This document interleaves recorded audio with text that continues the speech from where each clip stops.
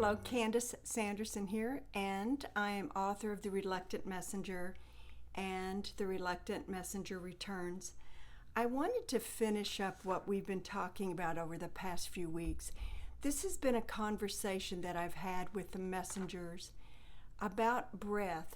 They've been talking about using the breath to find balance, using the breath to calm yourself, to lower, to reduce anxieties, lower your blood pressure.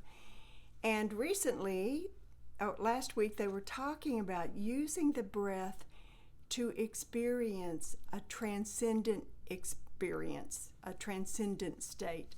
So let me finish. They say, pause at the bottom of the breath where the exhalation becomes the inhalation, and use this polar exchange to step out of time and into our dimensional space. Suspend yourself at this magical moment and explore.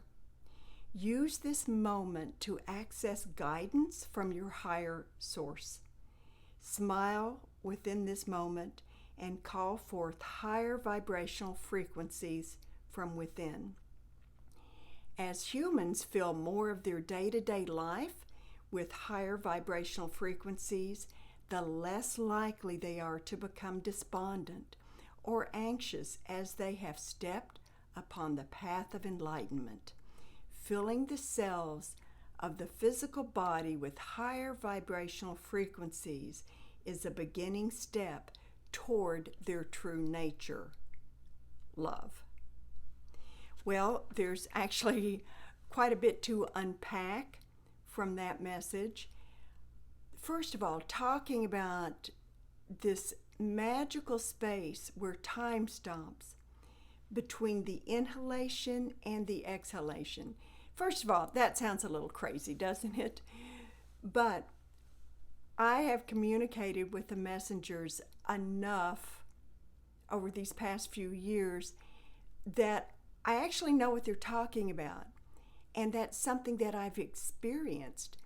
When I'm meditating or when I get a message from them, time seems to stand still, and I am just in this space, almost just suspended. I feel like an astronaut in slow motion, just moving very slowly as I'm just in this ocean of peace and of tranquility. And time really seems to stop. And when they say explore, I understand that.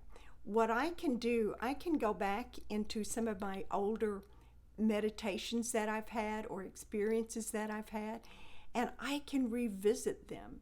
I can do the same thing with dreams.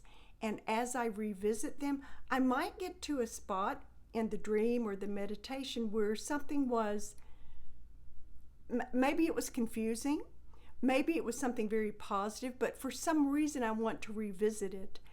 I can actually open up a space and investigate it a little bit thoroughly. Think of it like a movie that you're watching, and how you can, use your remote and freeze frame them. You can pause the movie, then you can move it forward one frame at a time. This is what I can do. And I can then, pan back and see more of what I had seen in the original meditation or the original dream. But there's a way that once you start connecting with the other side and you start connecting with the non-physical realm, the physics are a little different. And you can learn to open up some spaces that weren't there before. So when the messengers talk about, stepping into their dimensional space and use that magical moment to explore, they mean it literally. And it really is something that you can do.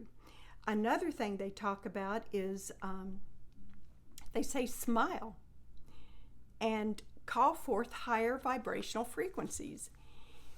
This is another tool to use. They're telling us we can use our breath in order to calm ourselves. We can use the breath as a tool in order not to respond, in a way that we might be sorry for later. But this is another tool as well. Smiling. Have you ever tried to just fake a smile? I'm going to do that right now. It always results in a genuine smile. Try it sometime. Try to just fake a smile. And within a few moments, and maybe it'll take a minute or two for some of us, that smile actually becomes genuine. Well, this is another tool that we can use. As we smile, we bring higher vibrational energy into our system. The emotions of love and gratitude bring us a flood of this energy. But what they're also saying is that as we fill more and more of our lives with this energy, that those higher vibrational frequencies actually flood into us physically. They flood into our cells, and they help us. So, we started this conversation many weeks ago, and part of the conversation was about COVID.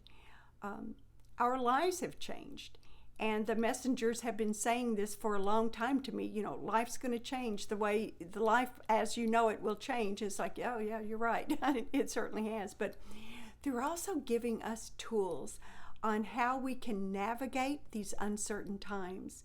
And the more that we can bring higher vibrational energy into us, the better we will be physically, and the more that we can use our energy to affect other people as well too.